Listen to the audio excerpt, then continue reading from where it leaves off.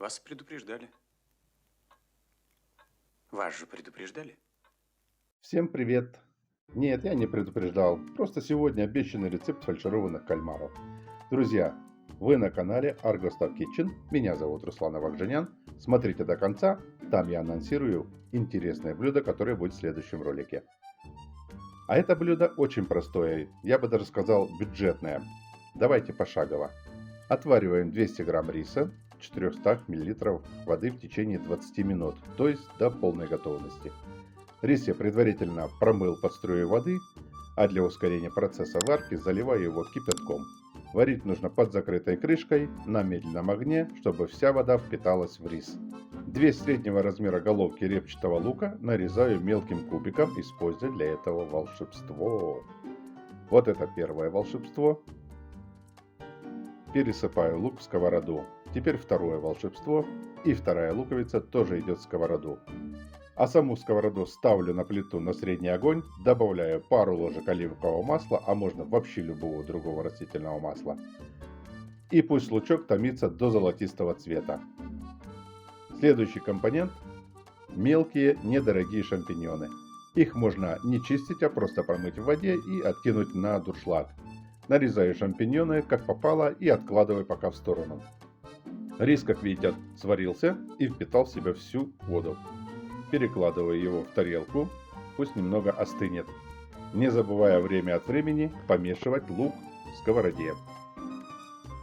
Он уже стал золотистым, добавляю к нему нарезанные шампиньоны и томлю на среднем огне до готовности грибов. Масло добавлять не нужно, грибы выделят много своего сока, в котором и будут томиться.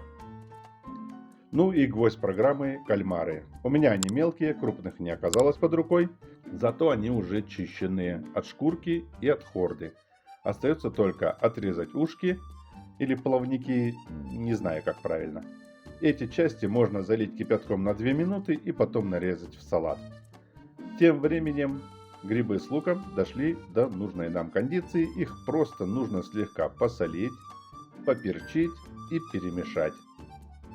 Огонь можно уже отключить и снять сковороду с плиты, потому что лишняя влага из грибов уже выпарилась, что и нужно было.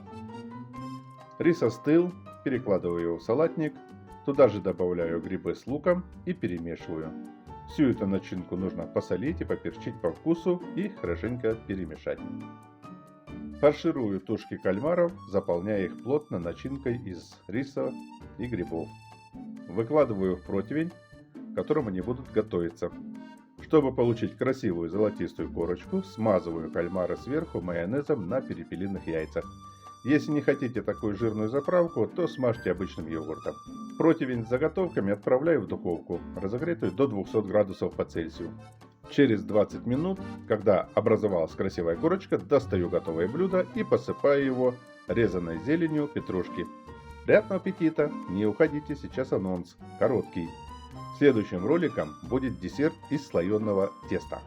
А чтобы не пропустить, подписывайтесь на канал, ставьте лайки. Если этот ролик понравился, пишите комментарии, они мне помогают делать канал лучше. До новых встреч!